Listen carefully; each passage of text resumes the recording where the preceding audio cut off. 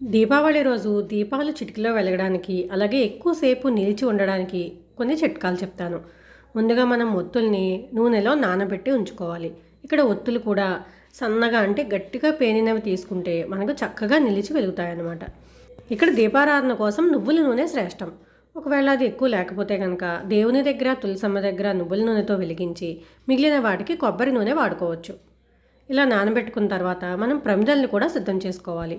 ప్రతి సంవత్సరం కొన్ని కొత్త ప్రమిదలు తెచ్చుకుంటాం కదా, వాటిని చక్కగా ఒక అరగంట పాటు నీటిలో నానబెట్టి శుభ్రంగా కడిగి బాగా ఆరనివ్వాలి. ఆరిన తర్వాత దానిలో ఇలా 2 చుక్కల నూనె వేసి బాగా అప్లై చేసి మళ్ళీ ఆరనివ్వాలి.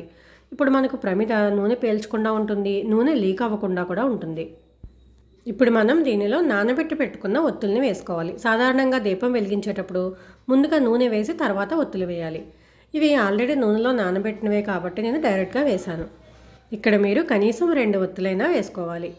దీనిలో తగినంత నూనె వేసుకుని ఇలా ప్రమిదలన్నీ సిద్ధం చేసుకున్న తర్వాత కొంచెం కర్పూరం తీసుకుని దాన్ని ఇలా మెత్తగా పొడిలా చేసుకోవాలి. ఇప్పుడు ఈ కర్పూరం పొడిని మనం ఒత్తుల చివర ఇలా రాస్తే కనుక మనకి చాలా తొందరగా వెలుగుతాయి ఒత్తులు. అలాగే మనం ప్రమిదని ఎప్పుడూ కూడా డైరెక్ట్గా నేలపైన పెట్టకూడదు. కింద వేరే ప్రమిద కానీ ఆకు కానీ లేదంటే కొద్దిగా ఇసుకైనా వేసి పెట్టాలి.